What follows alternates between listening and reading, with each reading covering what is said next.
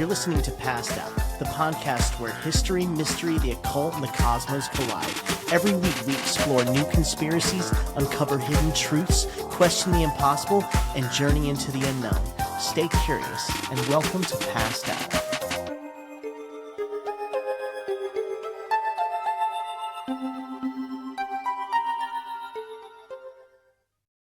Welcome to Passed Out. I'm Josh. I'm Arash.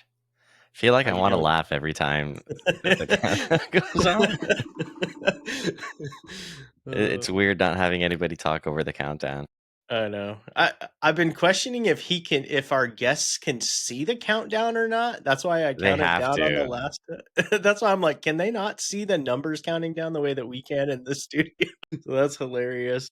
I want to start just a tiny bit off topic because I just saw something related to our last episode, Okay. like right before we got on. But apparently, Matt Rife just bought the Warrens Museum. The comedian? Yes. So now he's like the owner of the Annabelle doll. I thought it's been missing. No, There dude. was rumor that it was missing. Mm-mm. No? So there was a rumor that it was missing during the tour and that it had disappeared, and then it reappeared, and then the tour manager died, and then the tour ended, and now everything's back at the museum. Dang. Yeah, now apparently Matt Rife has bought the museum. So I think he was on an episode of Ghost Adventures a while ago. that that probably tracks if he's interested in that stuff. Imagine he does a comedy special out of there. That'd be crazy. Yeah, Actually, that would be crazy. that's not a terrible idea. Just like film your you really wouldn't be able to have an audience, but like you're like, I'm gonna film my comedy special in like the room He where has a everything's heckler locked in up. there and he's like, Annabelle, do your thing. That's so funny. Oh man. What have you been watching? I saw Dexter again. Yeah. Episode 5. How was that? It's good. Without going too in the weeds, it's revealing a lot of the characters' motives, like what you think would be Dexter's love interest. He becomes a snitch for the first time, which is pretty funny, and he has like this weird New York accent. He's like, "Hey, I got this lady, Lady Vengeance. She's killing somebody. You got to get here quick." Obviously, my somehow my accent, New York accent's even worse than the one he did. Okay. But it was fun. It was just so unexpected. You sounded very Italian. I mean, yeah, Italian Pretty mobsters in New York is pretty much my like, pretty common. yeah. But that's about it. I've been seeing some Batman news, some Evo news. Comic-Con already happened. Yeah, we're gonna touch on all of that here today. Cool. Where do you want to start?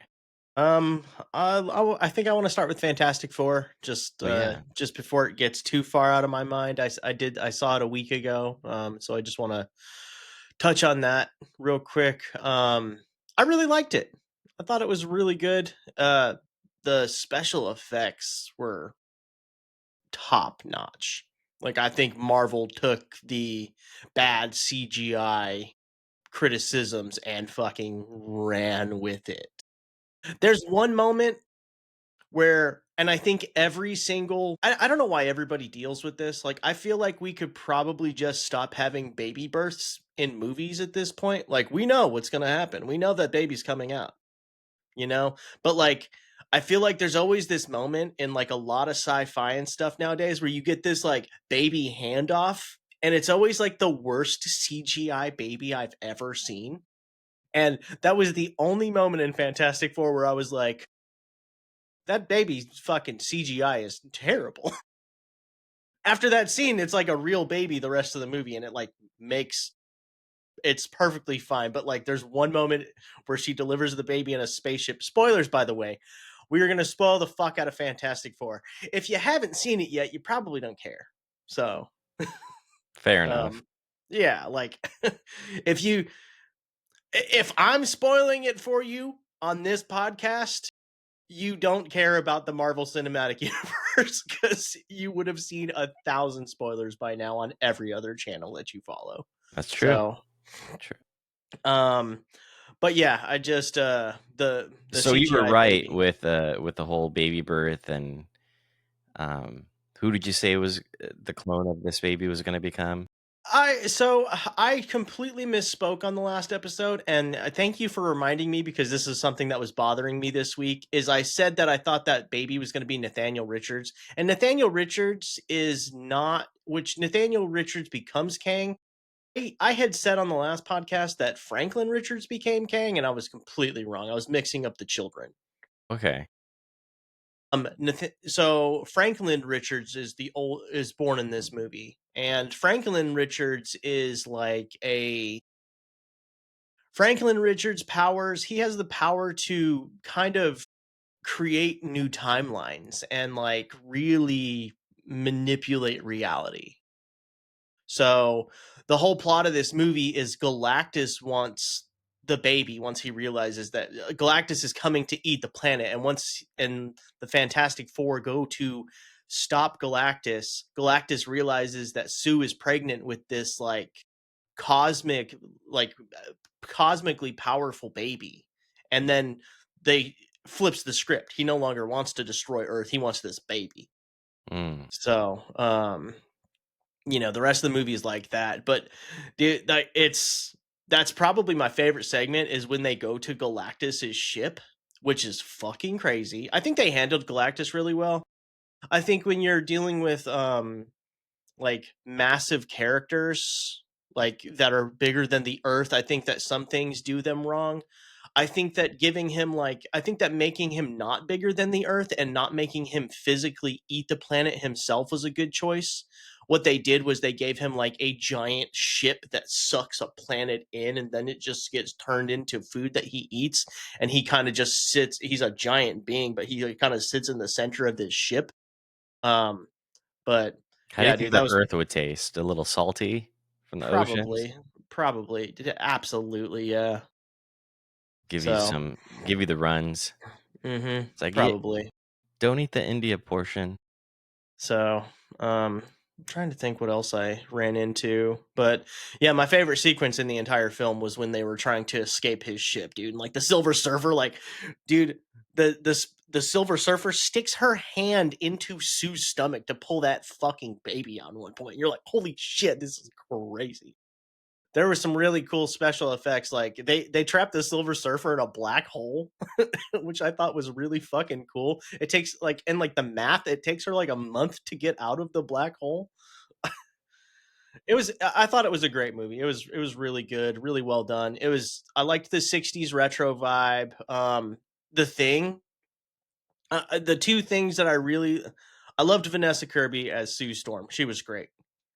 Pedro Pascal, kind of a dark take on Reed Richards, but depending on who's writing Reed, if they were going more off of certain writers, they do write Reed a little bit more cold and calculated, and that was kind of the direction that they took. Like this is a family man, but his whole his whole guide of how he operates is very mathematical, very logical, just like what is the best logical way to solve this problem. And Kind it's of like not a always Spock. like the most, he's very Spock like, yes. That's how I'll take his Reed Richards. But I liked it. I liked him. I really liked Vanessa Kirby. I thought that she was like the heart of the movie. She was Is that great. who was kind of just all touchy feely with Pedro Pascal on the couch? Have you seen that? Yes. That Yes. was really And weird. it is really weird because she's I feel like actors and actresses are just we'll touch on this more. I don't want this to divulge from the last couple things I have to say about Fantastic Four, but we will come right back to this. Okay. Um the only other two things I really have to say about Fantastic Four that I really liked were uh, I just want to give a round of applause to the fucking CGI in this movie. It's amazing. The Thing looks fucking amazing. Like just it's hard when you're like we're going to have a giant rock person in this movie and like have him interacting with like other people. And it looked so good, bro. Like it really looks like a comic book. And then there's a scene where Johnny Storm is chasing. I really like Joseph Quinn as Johnny Storm. He's not as much of a playboy as like the Chris Evans version of Johnny Storm, but like he had it. I really liked this take on it. But there's a scene where he flies up into space and is like about to like encounter the Silver Surfer where he's chasing her. And the special effects around him that show like the fire just kind of like around his body, beautiful. Just amazing. So there for technical craft, I think great movie. The story could have been a little stronger, but honestly, this is the best Fantastic Four movie I've seen. Where does it lead to? Unless you're talking about The Incredibles, but which is actually the best Fantastic Four movie ever made, but not actually the Fantastic Four. Where does it lead to though? So what I had thought was going to happen is I thought that Galactus was going to eat their world and they were going to get displaced into the actual MCU timeline. So the MCU timeline is 616. We saw 383 in Multiverse of Madness. That's where Doctor Strange got sent to. And then this is universe 328. And I thought that they were going to get displaced into our universe, but Galactus doesn't destroy the Earth at the end of the movie. They were able to like they used like some teleport. Reed Reed discover. You care if I spoil the whole fucking thing for No, you? go for it. Okay. Reed discovers teleportation at some point in the movie. It's very Star Trekky. He discovers teleportation, and they build like devices around the world, and they're able to basically send Galactus into they teleport Galactus to the other end of the galaxy, basically to stop him from eating Earth. And I guess by the time it'll take his ship to get back, it'll be past our lifetime. Well, So way to not kill him and just yeah, displace him somewhere my else. Yeah. So grandkids are gonna have to fucking deal with this. yeah. So we'll see if he comes back. Very boomer thing to do is like, you Yeah, know, so what happened so the way that the movie so they deal with Galactus, they solve everything, the Silver Surfer goes home, blah blah blah, happy ending. And then the end credit scene that the Russo brothers directs, just end credits start rolling, and and when it hits the middle credit scene, you see the 4 years later.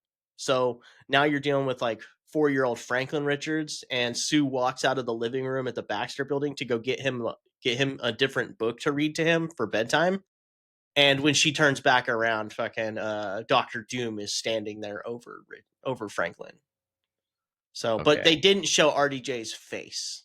But Vanessa Kirby said that it was RDJ on stage because everybody's saying that a lot of people were like, RDJ wasn't on stage. He wasn't actually there. I didn't think he was there because if you're going to have him there, show his fucking face. But apparently they're waiting for that reveal for the movie. Maybe he's got a fucked up face and that's why he wears the mask. That's typically what it is in the comic books. So I wonder if they're gonna make it seem like he's Tony Stark I somehow. don't know. And that's kind of that's pretty much what we're looking at. That like the theory is like that um Tony Stark becomes like a different eventually becomes Doctor Doom instead of Victor Von Doom becoming Doctor Doom. But like that negates a whole lot of stuff in the comic books, and that takes away the fact that Sue used to date Victor Von Doom before she dated Reed Richards. Like there's a whole fucking thing there. So the Doctor Doom got his powers that with the Fantastic Four in the comic books. Like they are like the same origin story. He just became a villain. Like he used to fund the Fantastic Four in the beginning when like I Reed mean and Stu first got that together. Like sounds very Tony Starkish. yeah, so it could, yeah, dude. So like if you were just like this version of the Marvel Cinematic Universe doesn't actually have a Victor Von Doom, and in an alternate reality, Tony Stark becomes Doctor Doom, makes total sense. But Latveria, they did show that Latveria, which is Doctor Doom's country, um, eh, they show they keep showing an empty desk with an empty Latveria desk at the UN when Liberia? Stu's Latveria. Latveria. It's a So made up like country. Latvia and Yeah, it's a made up country for Marvel, basically. what So country do you think it is? Von Doom? That kinda sounds Dutch. it the way that I've always kind of pictured it kind of like over like in like Eastern Europe, kind of like by Romania or something like that is kind of Okay. where my brain kind of places it. Like maybe it's over by Bulgaria or something like that. I don't really know. But, you know, Eastern European white country, closer to Russia than not, That's Yeah. kind of how I look at it. Um Interesting. But yeah, that's kind of I think that's what I had to say about Fantastic Four. Yeah, if you want to drift into from there, we can get into the Pedro Pascal of it all. I didn't run into any issues with him in the movie. I thought it was great. I really liked the way that they showed his stretchy powers. Like they didn't overdo it, but like it looked really good when they were doing it. Everybody's powers look great in this movie. But I will he is yeah, dude. I He is real touchy feely in press stuff and like Have you seen those memes with well, you haven't seen Dexter, but, they have Dokes. It's like some black guy looking at him, like, all sketchy, and it's Pedro Pascal's face, no. and it's just like the memes are pretty much like me looking at Pedro Pascal's anxiety, and apparently that's what he blames it on, him being all touchy-feely, which I don't care if it's anxiety, shit, I got tons of anxiety, I don't get all touchy-feely with women. I think when you're an I think when the way that I see it is, you're with these people on set for a very, very long time. And like I think you do have some sort of bond with your co-stars. Like we could go back a month in time, okay? What are you seeing on the red carpet? You're seeing Scarlett Johansson, who is married to Colin Jost, Yeah, I did see that. kissing Jonathan Bailey at the premiere. Now Colin Jost comes out, like, everybody's like, "What are you gonna do, bro?" And he's like, "Well, he's gay, and I don't really feel threatened by him. Like, they're close because they're co-stars, and, like, that's my wife, Scarlett Johansson. She's gonna do whatever she wants." Yeah. You know? On the other side of that, I it's hard for me to think of Pedro as, like, super creepy. I think he might just get a little too close and a little too touchy with his co-stars, but, like, Everyone at seems the to end of the love him, day, though. like, he's he seems like an ally for all groups. Like he's got a trans sibling and is very like outspoken for the gay community and the rest of that community. So the gays and the trans community love Pedro. So I don't know now. How does Vanessa Kirby's husband feel about Pedro? Yeah. Is he an ally Maybe to Vanessa Kirby's husband? yeah, like maybe it's not that much of a threat, but like she's very pregnant in the press tour, and like he's real touchy. He's got his hand on her a lot in that press tour. Yeah. We gotta have an episode. We gotta take Maury Povich out of retirement and have Pedro Pascal, Vanessa Kirby, and her husband take a paternity test. Imagine it's like, you both are not the father. Sets up Fantastic Five. I don't know. I'm stupid. Feeling goofy today. Yeah, maybe, but I don't know. I think I really just think actors just get really close with each other, and like they probably have like I look at it more of like a sibling bond. You I know, don't know. You see a lot of actors hooking up during movies. Like, you do. have you seen Liam Neeson and Pam Anderson are I supposedly have. dating? I think they are dating. They confirmed Oh, they yesterday. did? Okay. Yeah, which super cute. I love it. Yeah, I like it I too. love it. His wife's I think his wife died like 15 years ago or Yeah. something like that. So he's been a widower for a long time. And Taken she's was Taken came out 15 years ago? Taken came out in 2008. So 17 years ago, bro. 17 years ago is when Taken came out. Damn. So I think his wife died right after that in 2009, maybe. So I'm glad they found happiness. Like you meet Yeah, me your, too. she's I she's kinda wanna definitely see Naked Gun. I do too, man. It looks Yeah, fun. it I think does. that I think that he's a good replacement for Leslie Nielsen in that series. I Like, I think think him that on SNL really did a lot for his, comedic presence or I agree, I agree. It's I think it's hard to see him as a comedian because, like, the first movie, like, I didn't really know about him in, like, the '80s or anything, me so, like, neither. my first experience with Liam Neeson, like, the first big movie I can think of him in is Schindler's List, Oh, I which didn't is, even like, know who does he play in Schindler's List? he's the main character, isn't he? It's been a long time What since I've the seen Schindler's fuck? List. Yeah, look at Schindler's List, but, I like, yeah, never dude, Liam Neeson's in Schindler's List. That's crazy. How did I never put those things together? Well, I mean, that's a big freaking role. Who do you Yeah, play in dude, X-Men? it's him and, it's he's Oh my Schindler, bro. gosh. He's Schindler, and Ralph Fiennes is the opposite, you know? So, What? um, so, like, there's that, and then the first, like, honestly, like, my first thing that I think everybody thinks of him as Taken, and, like, I think of him as Qui-Gon Jinn, like, Qui-Gon, yeah, yeah, Qui-Gon, yeah. Yep, yep, yep. which I really liked him as Qui-Gon. I don't like that they brought him back at the end of Obi-Wan, because, like, they put him in, like, the worst wig, and I was like, "They green screened it." Like, he's like a Force ghost, so, like, you can clearly tell that they just green screened him from wherever he was, and then they showed him up on the set, and you're like, "He's not talking to Ewan McGregor right now." Like, they're not ta they're not actually talking, they're both in separate places. You shot this completely on a fucking sound stage, like, so I have some issues with it, and, like, they put him in, like, such a bad wig to bring him back, but,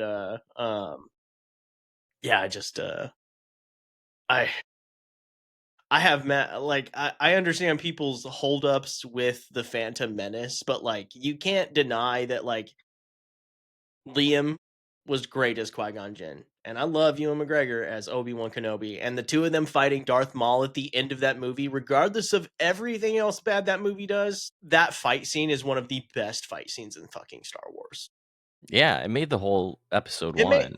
it also made the whole series. Have you heard fucking, man, is it Sam Whitmer or, no, it's Dave Filoni. Have you heard Dave Filoni talk about the Duel of the Fates?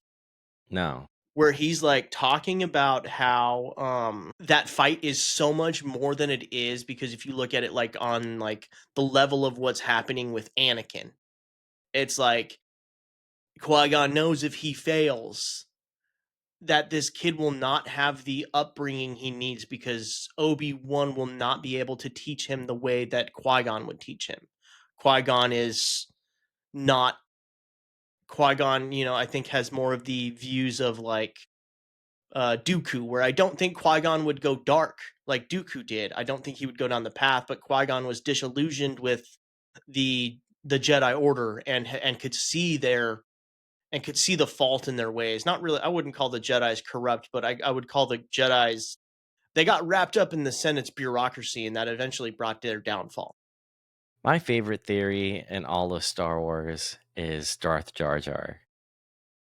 I love it so much. It makes so much sense where he does the Jedi flip into the water. There's the one scene where they have the height advantage, and you see Jar Jar like hanging on one side, and then he jumps and he's on the other side of the screen all of a sudden. Just and he has the greatest fucking luck ever with Mhm. everything. Like that the scene with the tanks and stuff. He's making it seem he kind of has that drunken master feel He to does him. have drunken master feel to him at the end, where he's, like, throwing the whatever those bombs are called around. Yeah. Like, just, like, accidental klutziness that just keeps working out in his advantage. And It's possible. I think he was just so hated in episode 1 that they're like, "Okay, he can't be the Phantom Menace." Because who the fuck was the Phantom Menace in the first episode? It's gotta I, be Jar Jar. no, What, Dooku is? no, it's Palpatine. No, Palpa he's not a He is the Phantom Phantom, by but yeah, What would you consider a phantom? Somebody that operates from the shadows and is pulling all the strings? Someone that like Like, he set a like, Palpatine put all this in motion. Like, he sent Darth Maul. He was Darth Maul's master, and he sent Darth Maul to deal with them, you know? So, like, I think I look at the Phantom Menace of them pulling s of that's actually Palpatine pulling the strings. Or you could call the or maybe Darth Maul's the Phantom Menace. I know, but it's like they knew the whole time that he was that either of them were shitty. In a sense, I guess you could say Palpatine, but it's just really weird how in episode 2 they just bring Dooku out of nowhere, and it the rest of the story from there kind of doesn't make sense. It seems like someone was taken out, and I really think it's Jar Jar. Dude, it's totally possible. I don't have that hang up. I don't really have a hang up there but I think that's because this is, again, hot fucking take, but I think out of the prequels, in my personal opinion, my favorite is Attack of the Clones. I love Attack of the Clones. That's 2, right? Yes, Wow, that is a hot take. super hot take, but I love Attack of the Clones. Like, I understand people's like, yes, George Lucas's dialogue is terrible in that movie. And I think where they failed is I think where George Lucas's dialogue was really bad in the original Star Wars. You had people, I think, like Carrie Fisher and Harrison Ford, and Mark Hamill have been noted to change some of their lines and push George Lucas to go their own way. And I think Hayden just didn't really know how to push back on some of the stupid lines that George Lucas wanted him to say. I think George Lucas is really good at writing the concept and really bad at writing the dialogue that tries to drive that concept. Yeah, definitely. And I think that the dialogue and the love story of Anakin and Padme kind of takes away from the rest of the story, but like I love what Obi-Wan is doing I always found that weird in with that Padme movie. too, completely grooming Anakin. It's really weird. It is, but like A long time ago in a galaxy far, far away, I guess that wasn't a thing. um I think that you need a catalyst for a 19-year-old to turn to the dark side, you know, and I think that making Padme that catalyst kind of makes sense. Yeah, it does. Like, and Palpatine manipulating him like, "Hey, your bitch is going to die and the dark side is the only way that you can save her." And he's like, "Well, I want to save my bitch." It it's totally like reasoning for like Anakin's being just Anakin was manipulated way too easily by Palpatine. And I think that if I'll go back to my original point, if Qui-Gon was there, I don't think any of this would have happened. I think the Jedi put Anakin in positions that he wasn't ready for, and Obi-Wan kind of let it happen. But he wouldn't listen to Obi-Wan. Obi-Wan calls him out in Attack of the Clones when he's talking to Yoda and Mace Windu. He tells them Which he's arrogant. it makes Like, complete sense when he let Darth Vader take his life in front of Luke. It's a to me that circle of fate is the yes. best one in the whole Mhm. series. I agree. But yeah, so let's talk about Comic-Con. We we got way off track. I know. I told you, dude. Well, hold on. I'm still not done with Marvel and some of the Okay. others. And there was more DC stuff that I wanted to touch on too before we get to the Comic-Con All announcements. And there right. was some other stuff and lawsuits we needed to talk about too. So let's drift back from our Star Wars derail that um I watched the first episode of Eyes of Wakanda last night. Beautiful animation. It's I wasn't really sure what direction they were going, but it looks like you're kind of jumping. I only watched the first episode so far, so I still have 3 more to watch, which I'll get to before the next time we film. But first episode pretty good, like it takes place long before the rest of the Marvel universe, and like essentially what you're dealing with is like Wakanda, hundreds of years ago, and they've always had vibranium. They've always had some more advanced technology than the rest of the world.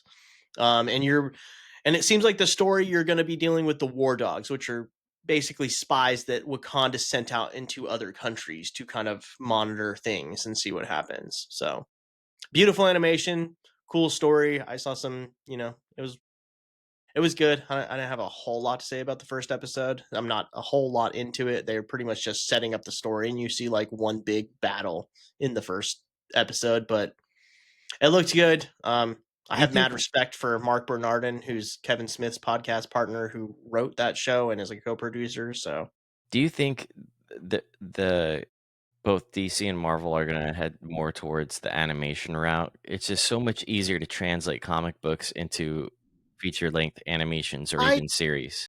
so they're doing a combination of both, and Marvel is just throwing up cartoons here and there on Disney Plus, which some of the cartoons I really like, and some of the cartoons I've been like, what, But so Marvel doesn't have a whole lot of cartoons under their belt, but I loved X-Men 97. I thought that bringing back the which like X-Men 92 is probably my favorite cartoon of all time. So like for me, like I'm biased. So I was going to love X-Men 97 no matter what. That's great. But like Marvel's, I really liked What If. I thought that some of them could have been stronger, but there was a couple episodes in every season where I was like, holy shit, this is great. And the animation was amazing on What If. I think the animation on What If was better than Eyes of Wakanda. It's a different animation style though, so it looks different. Were the what ifs all the same animation style, or did they differ from Yes, okay. they are all the same animation style through the whole 3 seasons. So, and the way that What If runs is like your first 6 episodes are always kind of standalone episodes, and then like episodes 7 through 9 of the season, they're like, wait, let me tell you why all of these things are connected, and why everything has to do with the Watcher, and how we're gonna wrap this up at the end. But What If had some really cool fucking concepts. Like I think the end of the first season is the dopest, where it's like, what if Vision, basically Vision kills Thanos and gets the fucking Infinity Gauntlet at the end. And you're like, okay, now Vision has all the fucking stones. It is this crazy, powerful, evil robot. Loved it. So, what else has Marvel done that's been a cartoon in like the main that's Well, I mean, I guess lately? you could count They're into the about to Spider-Verse and shit like that. Yeah, those are Sony producing those though, not Yeah, Marvel Studios. But I love the first Into the Spider-Verse, and there are moments that I really love about Across the Spider-Verse, but overall, like I think that Into the Spider-Verse is a better movie than Across the Spider-Verse. I Awards would agree. not tell you that because Across the Spider-Verse won way more awards than Into the Spider-Verse. But I just think as like a standalone movie, Into the Spider-Verse is fucking great, and I loved what they did. My favorite sequence my favorite sequence in Across the Spider Verse is the Vulture because, dude, like the hand drawn animation and like the kind of black and white nature of that opening scene with the Vulture is so sick. But I think that I where Across the Spider Verse lost me is like when they actually like go to like they treat the Spider Verse kind of like the TVA. Like, hey, there's this place between all the universes that all the Spider-Men hang out. And you're like, what? It's kind of fucking weird, right? And just pointing at each other. Yeah, dude. Um, yeah, I don't know, but so yeah. Well, while we're on the Spider-Man topic, let's go ahead and jump into Spider-Man Brand New Day started filming this week. Spider-Man 4. The first Spider-Man series that has made it to a fourth movie that is actually being filmed. So, So Tom um, Holland returns.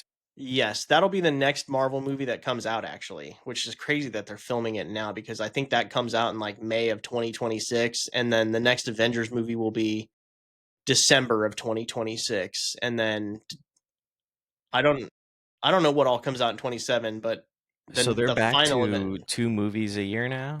I think so, yeah. I think they'll eventually get back to 3 and it looks like in 2028 they have 4 movies scheduled, but nobody knows what any of those 4 movies are, but that's 2027 when Secret Wars, so when Avengers Secret Wars comes out at the end of 2027, My understanding is that will reboot the entire Marvel. That'll kind of reset the Marvel universe going forward, and then you'll get a new X-Men movie and stuff like that. Um, the announcements from Spider-Man New Brand New Day are pretty cool though. In the comic book, Spider-Man Brand New Day is Spider-Man dealing with Mephisto, so I'm questioning if he's like secretly a villain the whole time. Um, but the two confirmed cast members that are with Spider-Man in this movie are Mark Ruffalo and John Bernthal. So you're like, okay, so we're getting the Hulk. Punisher and Hulk. Yeah, so you're getting the Hulk and Punisher in the next Spider-Man movie, which I think John Bernthal and Tom Holland kind of interacting together is pretty cool. That's Have gonna they be done it? cool. They've done a movie before, haven't they? I feel like they've been in something together. Possibly. Yeah. Uh, do you think we'll ever see Venom in a Marvel movie, or is that just an IP that Sony won't let go? I think that's probably an IP that Sony won't let go of, even though Sony That's has such a announced that they're not shame. gonna. I think what Sony really wants is Sony wants to make.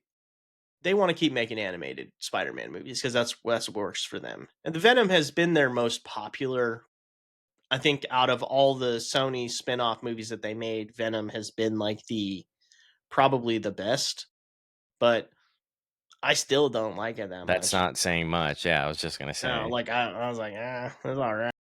Yeah, Like the first one, yeah, dude, I don't know. I didn't think the Venom movies were that good. it's hard to make a Venom movie good without Spider-Man. I There's absolutely, and I yeah. think that's what I run into with it. And like my favorite version of the Venom story was in the 1996 Spider-Man the animated series. Like the way that they introduced Venom and the symbiotes and the way that like Peter is dealing with it is so good. And I'm like, why can't you guys do this? But Marvel doesn't want Spider-Man to be in a standalone Sony movie, and like Sony's trying to they were trying to branch they were trying to like make their universe stand against it as best that they can, but they were producing terrible movies. So like Morbius is not good. More. I was just Fucking thinking about Morbius. So lame. yeah, dude. There were a couple moments where like I was like, okay, okay. Like Matt Smith, dude. I'm like Matt Smith is fucking chewing the scenery in that movie. But It's like it's weird that Jared Leto is going to be in the new Tron movie because we're gonna talk about that when we get to the comic book when we get to okay, the Comic all Con right, all right, announcements. Where let's table that for a few all right, minutes, all but right. we'll get back to that. But yeah, dude, as hot as I think Dakota Johnson is, her being hot can't fucking couldn't save Madam Web. Dakota Johnson. I still see her as a little girl, so it's weird for me to like. I don't know. It's just weird. Yeah, Looks like a I little just sister. yeah. What was she a little girl in?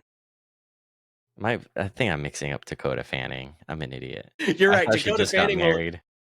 Dakota Fanning will probably always be a little girl to me just because I think my favorite Dakota Fanning movie has, you know, Brittany Murphy in it. So R.I.P. RIP. Probably just still probably my ultimate crush of a lifetime is Brittany Murphy. Gone too soon. She's Yeah. my guardian angel now. Be careful with that. Yeah. Is a is Amy Winehouse still your guardian angel? Um, I don't know. I never was really attracted to Amy Okay. Winehouse. It's just, Yeah. the fact that she preferred Tanqueray gin. Yeah. There was a kinship there. Yeah. Did you like her voice? I Did you love like her her as an voice. I love artist? her like Okay. aesthetic and everything. I think you would like Ray. Have you heard Ray? No, Raye. She just did a song with Mark Ronson called Suzanne, and it's very reminiscent of Valerie. But like, I'll send you a couple Ray songs. Like she's UK, like, but she basically takes this. She's basically the space that Amy Winehouse used to fill. That like nice. pop kind of R&B, but like also a lot of like jazz Yeah, influence. like a lounge kind of vibe Yes, to it. dude. And her voice is And amazing, we're both dude. huge Mark Ronson fans. He's Yes. so good. So dude, yeah, you should listen to Mark Ronson Suzanne with Ray. And like Ray's album, Probably one of my favorite albums of 2023. The shit was R-E-Y or fucking R-A-Y? Raye. Ray. R-A-Y-E, okay. Yeah, she is so good. The song Escapism, that's her most popular song, and, like, honestly, that's her best song, dude. Like, the production in that song is amazing, and her vocals, the way that her producer stacks her vocals just crushes. So, That's how I feel um, about Grimes. The I stuff she really does with like her vocals is yeah, I like the absolutely newer Grimes amazing. stuff. I listened to her latest record recently after you were talking about it, and I was like, "This is so good, so much Yeah. better than the early stuff." I had listened to her like when her first stuff came out, like Genesis and some other song, and I was just like not super into it. And then Her stuff on the Cyberpunk, uh, soundtrack yeah, was dude. really cool. That's what really got me into her. And her new album sounds a lot more like that Yeah, stuff. I agree. So, and that's where I was like, okay, this is good. But once again, we are way off track. Let's talk about Batman a little bit. We're getting a lot of Batman stuff on TikTok last night. So I want to revisit the so what was brought to our attention was that Batman is bulky in Creature Commandos. Absolutely right. I did not think about that in the last podcast when we talked about Batman. So he is bulky. I will stick to my guns though and say that like if you're gonna make a bulky Batman, I still want to see a younger Batman. I Yeah, want to because see in a Creature Batman who Commandos, is. he was in his early 20s, right? They don't even show him, bro. They show him sitting up. It's the only thing you see is a silhouette of Batman Right. in Creature Commandos. You basically see him in a warehouse, like just up top, like looking down on a fucking warehouse. Very Batman vision, but he is bulky in that. So that's where people kind of took off with the maybe they're going to go the Alan Richardson route. Maybe they're going to go the Dark Knight Returns route.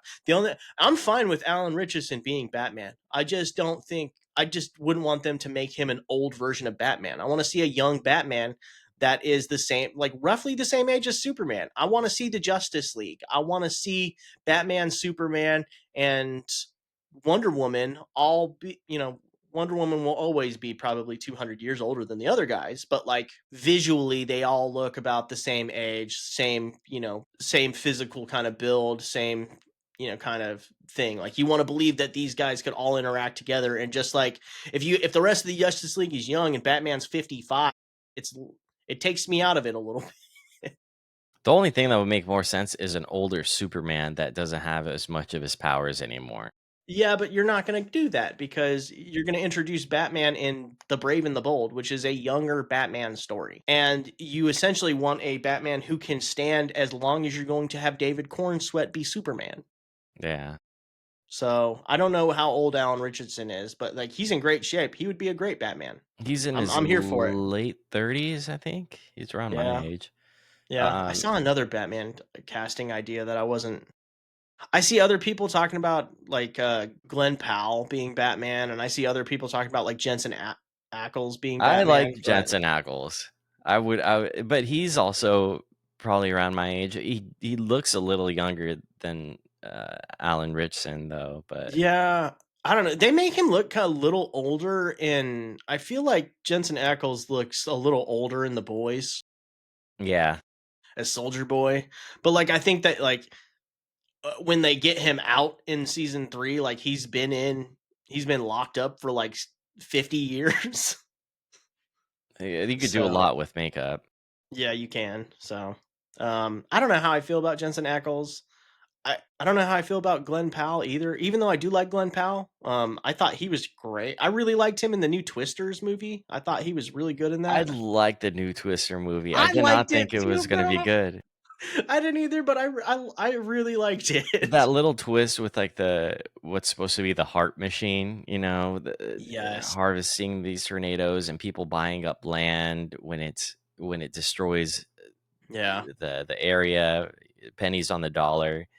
Yeah. It seems like a very modern day concept, and those are the Mhm. types of things you want to see with movies that were released 30 years ago. Is how could you translate it to today and make it Yeah. make sense? And they did a great job of doing it. They did a great job at that. Yeah. I really liked that movie. I really like the actress who's like the second lead. I really like that girl. I don't think I've seen her in anything else though, but I thought she was great in that movie.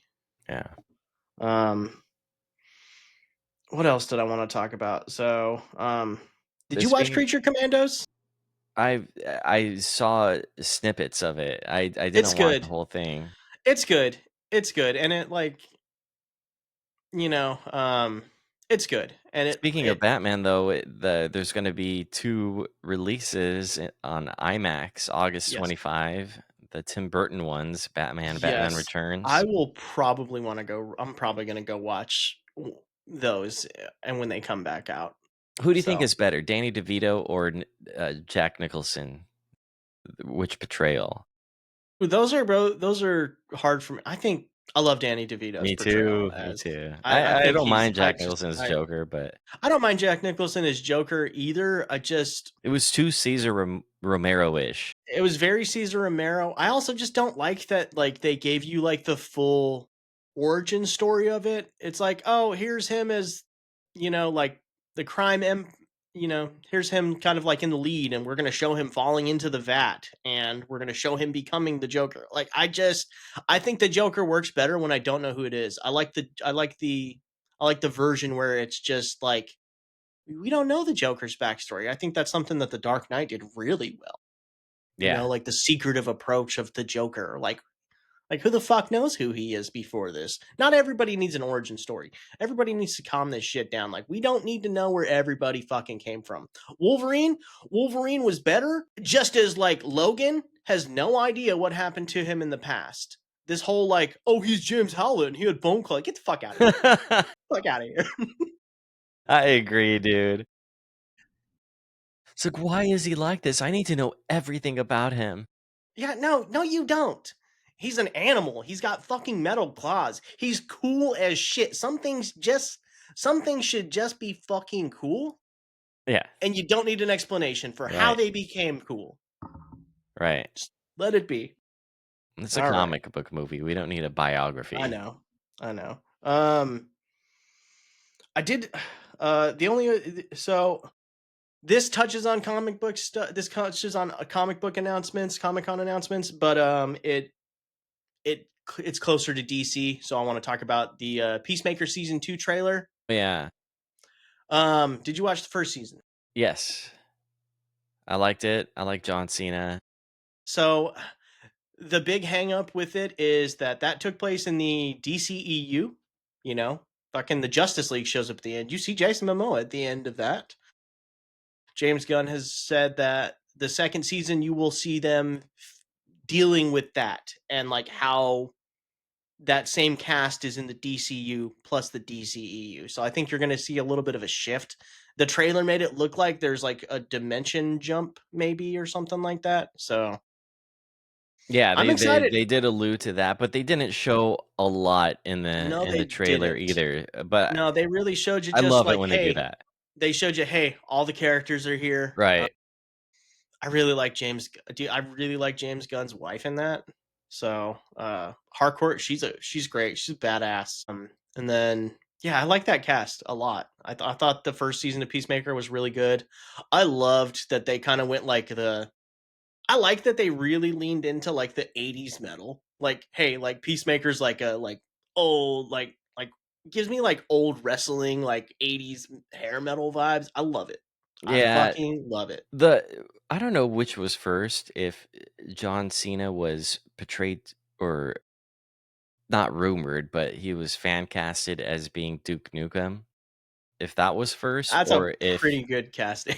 he would be amazing. But with He would be Peacemaker, amazing, it's yeah. kind of like it's typecasting to a point where Uh, you see John Cena as Peacemaker because done such a good job yeah, as him, to where if the Duke Nukem movie were to come out, granted, I yeah, would still watch the fuck out mhm, of it, but that show really yeah, gives the whole kind of feel of a different type of Duke Nukem with the whole 80s yeah, hair metal.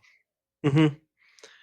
But I think that with what the DC is doing there is, I think James Gunn's trying to kind of canon the stuff that he did for the old DCEU universe, because you immediately have Rick Flag Sr.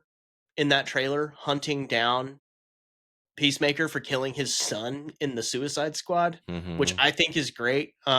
Which they had the Creature Commandos is Rick Flag Senior running Creature Commandos, and he's like kind of emotionally dealing with the death of his son in that show from the Suicide Squad. So you kinda bring up a good point. In Creature Commandos, we're probably not gonna see that world in the DCU then, if it's in That the is the DCU. DCU. No, that is the DCU. Oh, it's a DC. That is the first project of the DCU, but you're starting to see bleed over from you see bleed over there from what James Gunn did in the DCEU. So I Yeah, think that that's what I'm some saying of is, like, the bleed over, that's kinda yes. odd. I think, and then he said he's going to explain it in Peacemaker. So, but like you also see they fuck up Clayface in Creature Commandos. And you're about to see that version of Clayface in the Clayface movie, which will come out next year. Which I'm super fucking stoked about that. They said that's going to be a horror movie. It was written by Mike Flanagan. So, and Mike Flanagan, dude, I don't know if you follow Mike Flanagan stuff, but Mm-mm. like he writes all the Netflix horror Oh, no, TV no, no, shows that are I know good. who he is, Yeah. but, I don't know, I thought there was, like, other news about him. No, no, dude, I love most of those shows. Like Haunting a Bly Manor and Haunting a Hill House are great, and like I think his best work is Midnight Mass. That show's a masterpiece. If you I guys haven't, haven't if seen nobody's Midnight watched, Mass. bro, you need to watch Midnight Mass. That is the best. That is like one of the best horror shows I have ever seen. It's religious and like vampiric, but like the take, dude, it's wild. I loved it. You would really like that. So I highly recommend that. I'm gonna start moving through the rest of this pretty quick because we're already almost at an hour. What is I did have a question for you.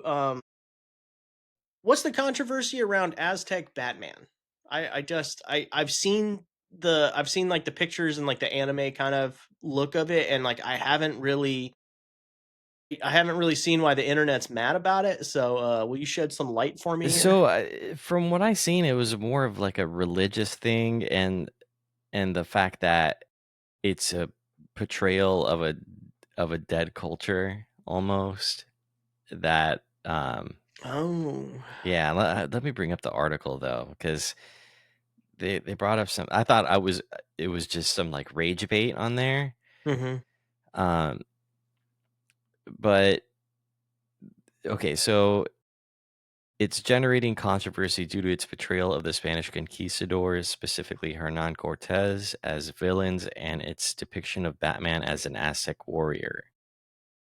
And it's kind of like not gentrifying it. I guess in a way, kind of gentrifying it, but it's like whitewashing Aztec. Okay. I can see that argument. It looks really good though. I mean, Dude, we've talked about putting, well, maybe not comic book characters in historical piece narratives, but we talked about the Alien movies and yeah. um, movies in general where it's time period pieces, and I think DC is just exploring that, and Yeah. I'm a fan. I mean, I would love to see like a 300 with fucking Superman in it or something. I don't know. I would too. I'm here for it. Yeah, We have you have to update stories and you have to pull from somewhere. right. So Yeah, I think the thing is like, why make Batman as an Aztec warrior who's named Bruce Wayne when there's other people that why not make a new story? But then how do you generate buzz for that story without one of the it could be biggest heroes Batman. in the comic universe? Okay, it could be Batman but not Bruce Wayne. What if like you had a Quetzalcoatl. That's yeah, that'd like just be as weird though. Batman, yeah, dude, yeah. What would Batman well, I guess Aztecs didn't speak Spanish back then, so yeah, I'm not even gonna look up to see what Batman would be in Spanish because that's the whole point. They're fighting Spanish Uh-huh. conquistadors. Yeah. So, well, yeah, But yeah, I don't another know. thing about that is like they're making it seem like the Christians were just awful people, and it's portraying Christianity in the wrong light because the Aztecs were a barbaric um, empire, if you will. Yeah. And so it's like it was just a war that they lost and nothing more than that. I guess I kind of see that point too, but it's just like stop being sensitive and just enjoy it. And if you don't Mhm. enjoy it, just don't watch it. Don't watch it. Yeah. That's it. Yeah.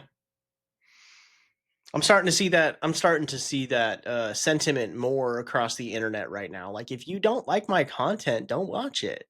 Yeah. Yeah. So, um, speaking of watching content, you want to talk about stream and Twitch and what's going on with the credit card situation there? Man. So in the UK right now, you have to show your driver's license. And at first, even in Florida and Texas and some other states where you have to show your driver's license for porn. So there's two different things that kind of tie in together. So Okay. right now for Spotify in England or the UK, YouTube even, um, and I think Steam, you have to show your driver's license for purchases of like anything that's considered 18 plus. Adult content. Yeah. Yeah, but even that doesn't include like pornography or whatever. It includes like violence, anything that would require like a R-rated, an R rating or an 18 plus rating. And also with Steam and itch.io, um, they removed all these games with like incest with it. Which, I mean, I don't care about that stuff really, I but don't care it either. opens the doors to, like, them removing games such as Grand Theft Auto or horror games that are on there, um, and these pretty much Karens, uh, I forgot what the group name is, and I don't even wanna publicize it even more, but a bunch of Karens contacted Visa and Mastercard saying, "Hey, we're gonna boycott you guys if you don't remove these listings, or if people are able to purchase these items from these websites using Visa and Mastercard, we're going to boycott you." And they caved in. They caved in. So Steam and Itch and other streaming platforms are starting to remove a bunch of titles, and it's like, where do you stop from here? Because you give them an inch, they'll try to take a mile. And what, GTA 6 comes out and you can't buy it digitally? Is that where we're gonna come to? 'Cause GTA 6, you know damn well, as sure as much as I do, that it's it's gonna be some crazy shit on there. Uh huh. And I don't know if Visa and Mastercard are stupid enough to wanna remove probably what will be the biggest game of the decade from being able to be purchased on using their platforms, but it We begs the might question now. we might end up in a situation where gaming drifts back to physical media because of something like this if this happens worldwide. And I'm a big fan of physical media, um, for this I kind of reason alone. Bro, I had been fighting it until the PS5. I had been fighting it this whole fucking time, and then like when we got the PS5, we ended up getting the digital because it was like this is kind of where the world's going. But now like it's like I realized that there's like some games that like came out that didn't do very well that you can't buy now. Like Marvel's Avengers, bro. Because of licensing rights with actual Marvel, they let they let the rights lapse because they couldn't fucking because they weren't making sales anymore. So they let the rights lapse, but because of that, now you can't buy that on the PlayStation Store. So unless you had a physical copy of Marvel's Avengers, even if you had a digital copy, you can't play it anymore because it's no longer available. So now you're starting to get into like some real like we paid for a product. Right. Yes, we paid for a digital product, but you've taken that away from us and now should fucking should Sony refund everybody? No, That because their argument is that you buy a license to access that. These scumbags think that it's it's cool to do that. But so this is going to backfire majorly. Like a lot of these, yes, are isolated incidents, but like overall, it is building to a much bigger problem. So it's fucking crazy. Did you want to touch on how that went into stable coins still, or I mean, it just kind of brings up the point to where crypto would be the ultimate answer. Crypto's taking a beating right now, but you have something like a stable coin to where it relatively stays the same, keeps up with inflation, and you being able to purchase it anonymously, that becomes much more appealing with this whole itch and Steam fiasco. yeah? And I think you're going to see a lot of different payment platforms arise if this problem Mm-hmm. continues. No, I agree. So, but that means that there are ways around it if Visa and Mastercard do create a problem. Yeah, hopefully. Yeah, we'll see. We will see. One last thing I wanted to cover with, Go ahead. I mean, this is Evo, is that I'm so excited that the Mortal Kombat Legacy Collection is going to include Mortal Kombat Trilogy along with it, because that's pretty much a game that everybody wants on there. It's going to Mm-hmm. be the PS1 version. The Nintendo 64 differed in the sense that it had a different chameleon. It was the male ninjas on the PlayStation instead of the female chameleon, which was like Katana and Melina kind of mixed Mm, together yeah. at different times. But in the Mortal Kombat trilogy on PlayStation, you could have like the old costume of Kung Lao or the old costume of Johnny Cage on there. The Nintendo 64 didn't. And then I played the 64 version, so I didn't have to deal with Shang Tsung having morph like issues to where it would it would have to load every time you loaded to or morphed into a new character. It would have to load it from the disc, so it just completely fucked up the Mm, gameplay if you're oh Shang man. Tsung.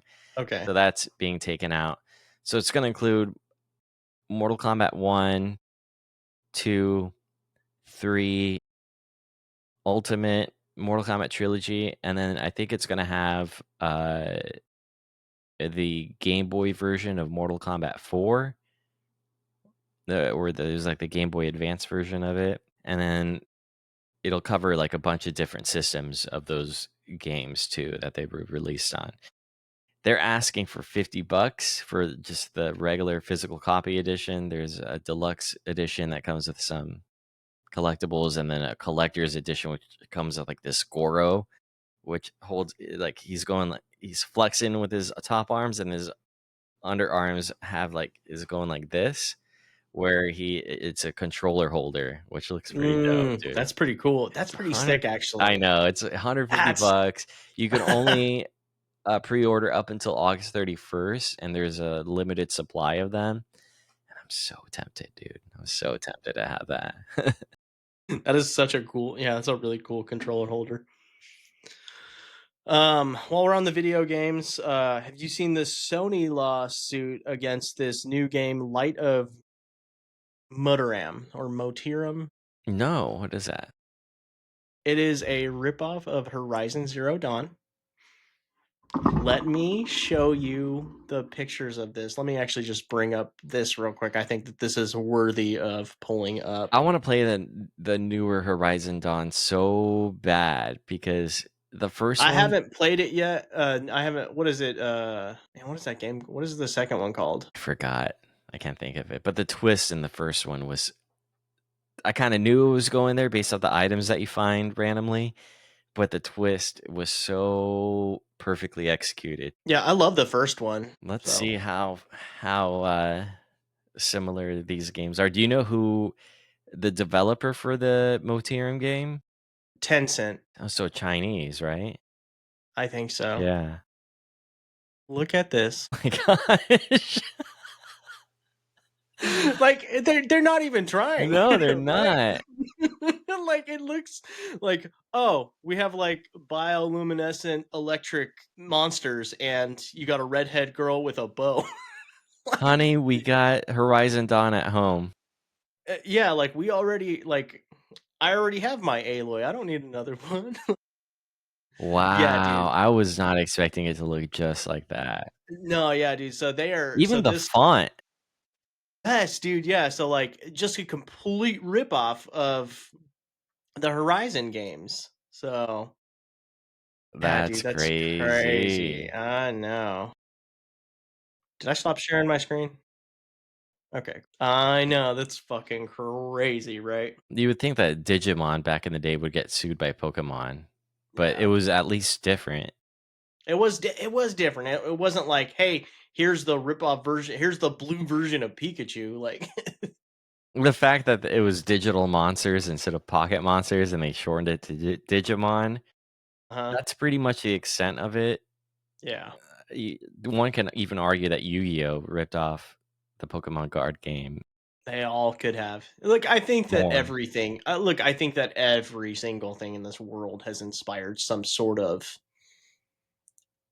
rip-off version, but, like, you have to make enough changes for it not to be a Yeah, I you had a friend say that all inspiration art has now to be is derivative, and and that that's probably true. Like, we are all pulling influence from things, but it's how are you using that influence? Are you are you using it for inspiration, or are you plagiarizing? That's the difference.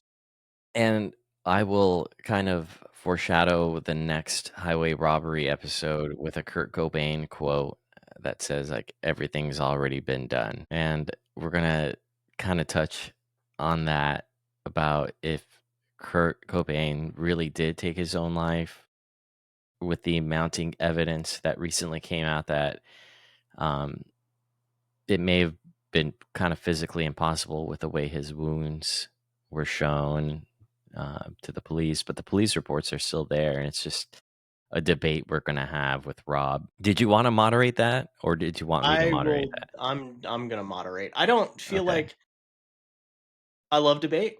I'm a debate kid. I'm Yeah. pretty good at it. But like I don't feel like I know enough. Like I just am not engrossed enough in like the death of Kurt Cobain to like really have strong opinions on either side Me neither, to like but get I deep just want to into a see. debate. I just want to see Rob's points on it and Yeah. see what he I'm sure it'll touches be on. interesting. Yeah. I'm sure he'll have an interesting take on it. But yeah, we'll get into that in a couple weeks in that episode, when we do another highway robbery. Um, this has been kind of a long episode already. Yeah. I'm gonna just quickly jump through the few announcements from Comic Con that I wanted to talk about, most of which we've talked about already, but we have seen more footage for some of these things, and I am real interested. So I just first off, let me talk about Predator Badlands and Alien Earth. Both of these things, every piece of new a lot of things I'll be excited when the teaser trailer comes, and then when they release like the story trailer for something, I'm like, "Oh, you guys are fucking losing me now." Like like this is like it looked cool, but now it feels whack. Not the case for both of these things, which I'm always skeptical about Alien and Predator because I've seen Alien Earth looks good freaking awesome. Alien Earth looks fucking great, dude. Like, just bring it home for the first time ever. Let's let this thing actually hit Earth and let the synthetics deal with it. I fucking love this plot. I absolutely love the plot of Predator Badlands. A young predator trying to prove himself goes to the most dangerous planet in the universe to try and prove himself, and he's got like a and his synthetic helper is Elle Fanning. Just bro, I love her right now. Like everything she's been in lately, I'm like, this girl's Is she crushing it. related to Dakota? Yeah, they're Okay. sisters. They're Bringing it full sisters. circle now. Yeah, All dude, right. they're Cool. sisters, and like I love Elle Fanning. She's crushing it. I hope she gets cast as Jean Grey. I really fucking do. We've talked about that before, but like I'm a fucking X-Men stan first and foremost before anything else. So always gonna be there. So super excited for Predator Badlands and Alien Earth. What did you see the new Tron Ares trailer that came out with Comic Con? Yeah, it looks great, except Jared Jared Leto. Leto. Yeah. Yeah, Same hang up that I have. I'm like, he's a oh, great Leto. actor in trailers, and then when the movie happens, you're like, "Fuck." I guess he's a big part of the production behind the scenes to get this made. then that makes me even more worried about it. It's Yeah. gonna be some vain ass attempt at Tron.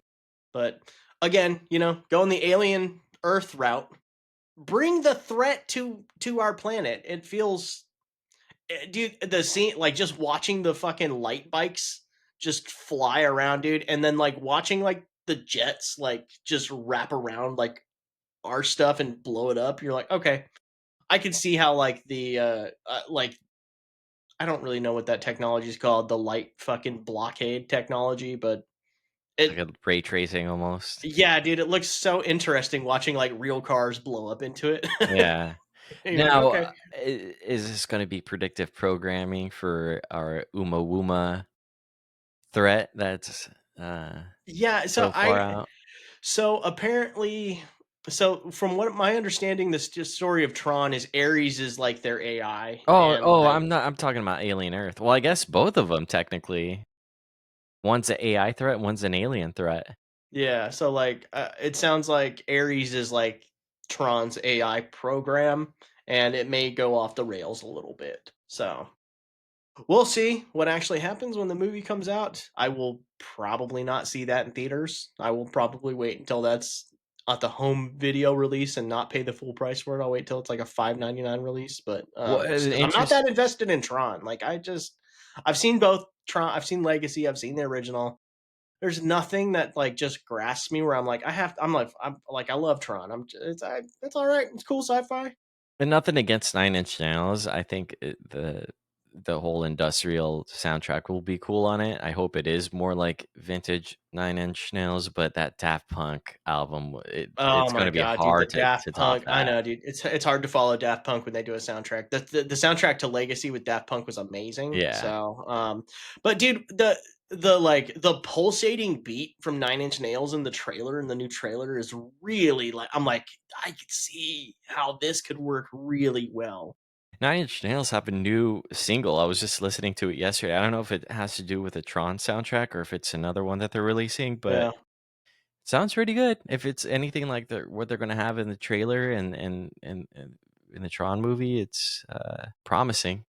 yeah. No, I'm stoked. We'll see. What else did I want to touch on? Did you watch the new Avatar trailer, Fire and Ash? No, I've seen pictures of it. The fire avatar people look pretty sick, honestly. But that was the only thing in that trailer where I was like, okay, I saw something new. The like the whole trailer, they're like underwater and dealing with like it pretty much looked like the second movie all over again. I don't know about. I think they should have just kept it at the first one. I kind of think so too, but they're making five of these fucking things, so and dude, and like it's hard for me not to. I have nothing but respect for James Cameron, okay? Like he has made some Right. of my favorite movies. Like bro, he made Aliens, which is probably in my top 5 favorite movies. Like it's like I rewatch that constantly. Like that's one of my like And that's the thing though, this says is a whole his lot about talent me, but could be like that's one used of my elsewhere. Aliens is like one of my comfort movies. Yeah. Like That's I kinda just weird, but it is just just like falling terribly asleep to it. yeah, just like the alien attack, but like I love that movie, dude. I love droning shots of big spaceships. Just I like, get dude, that. Yeah, yeah. I like something about that just like makes me feel very so like the alien movies and like Blade Runner like really hit home for me in like those like real 80s sci-fi way.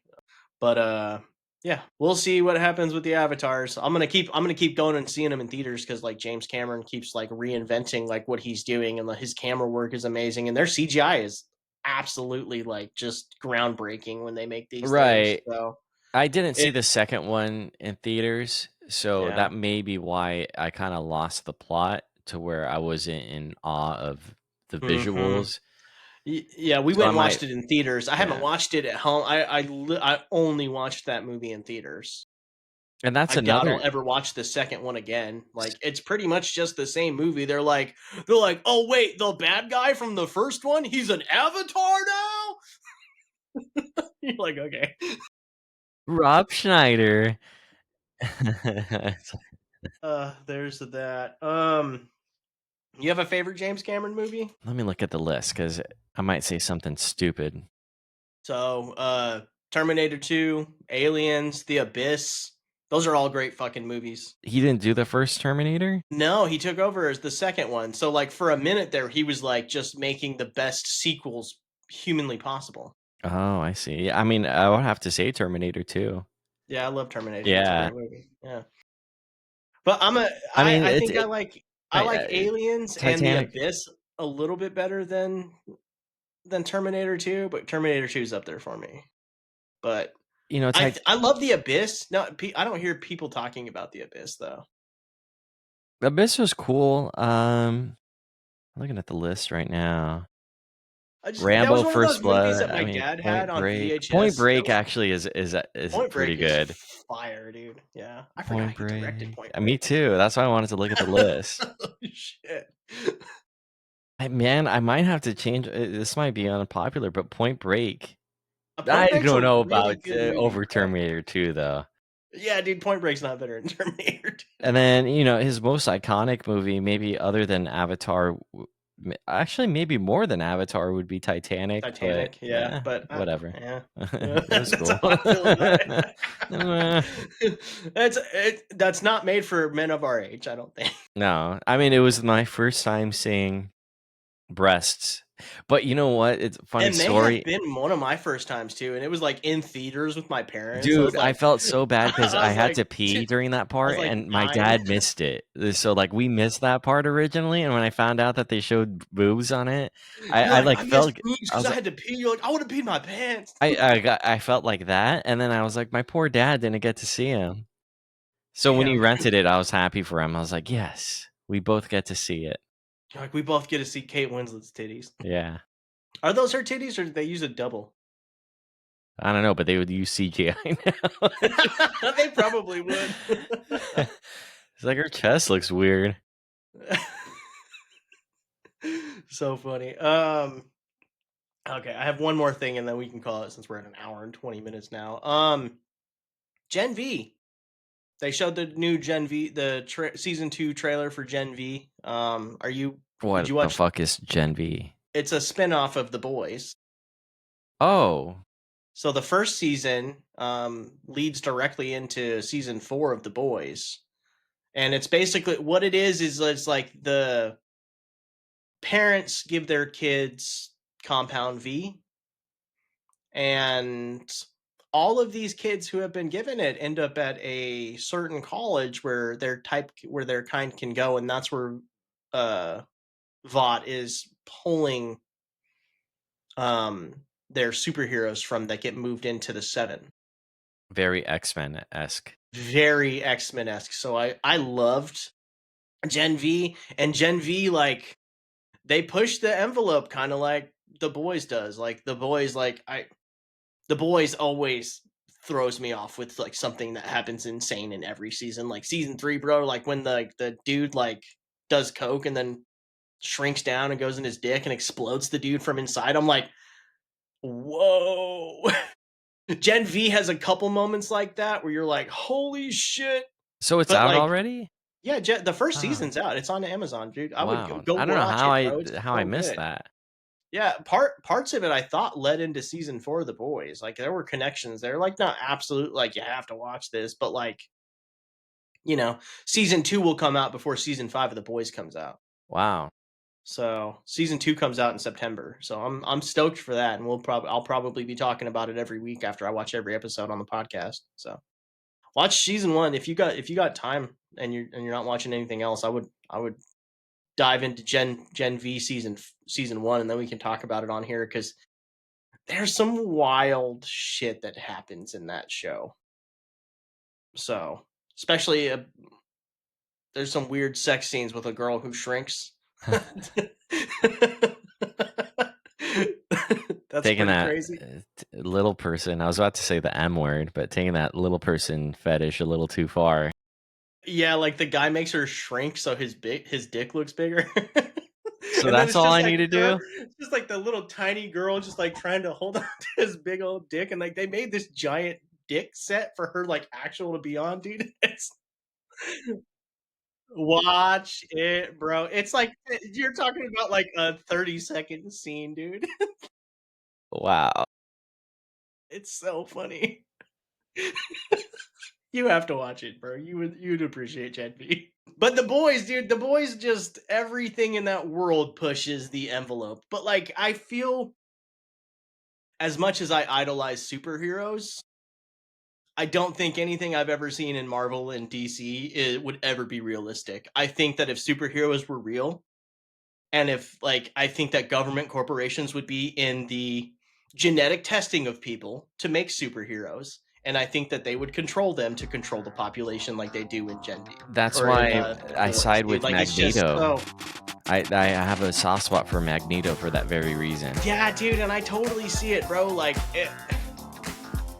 I know more Homelanders than I know Supermans, Yep. and I'm gonna And end on Superman that. isn't even human. If you guys made it to the end here, we appreciate it. Like and subscribe, and stay curious. Pass out. Bye.